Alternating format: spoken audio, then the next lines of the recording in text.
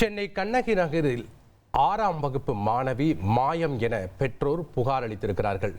நேற்று பள்ளிக்கு சென்ற மாணவி இதுவரை வீடு திரும்பவில்லை என பெற்றோர் அளித்த புகாரில் தெரிவிக்கப்பட்டிருக்கிறது.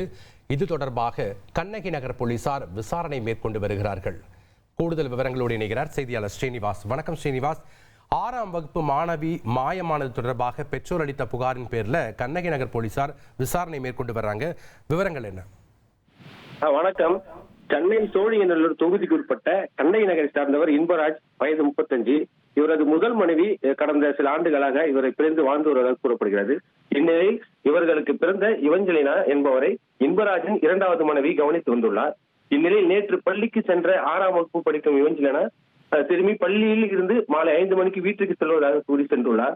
தற்போது வரை வீடு திரும்பவில்லை என்ற காரணத்தால் அங்கு இருக்கின்ற எங்கு தேடியும் கிடைக்காததால் பெற்றோர் நேற்று இரவு கண்ணகி நகர் காவல் நிலையத்தில் புகார் அளித்துள்ளனர். புகாரின் பேரில் கண்ணகி நகர் போலீசார் சிசிடிவி காட்சிகளை ஆய்வு செய்து வருகின்றனர். நேற்று இரவு முதல் தேடியும் பள்ளி மாணவி தற்போது வரை கிடைக்காததால் போலீசார் தீவிர விசாரணை நடத்தி வருகின்றனர். யாரேனும் கடத்திருப்பார்களா அல்லது அவரது சொந்தக்கார வீட்டிற்கு எங்காச்சும் சென்றிருப்பார்களா என்ற கோணத்திலும் போலீசார் விசாரணை செய்து வருகின்றனர். நேற்று 5 மணி முதல் தேடப்பட்டு வரும் சிறுமி இவஞ்சலினா தற்போது வரை காணாமல் இருப்பது இப்பகுதியில் பெரும் பரபரப்பு ஏற்பட்டிருக்கிறது. நன்றி ஸ்ரீனிவாசன், உங்களுடைய தகவல்களுக்கு.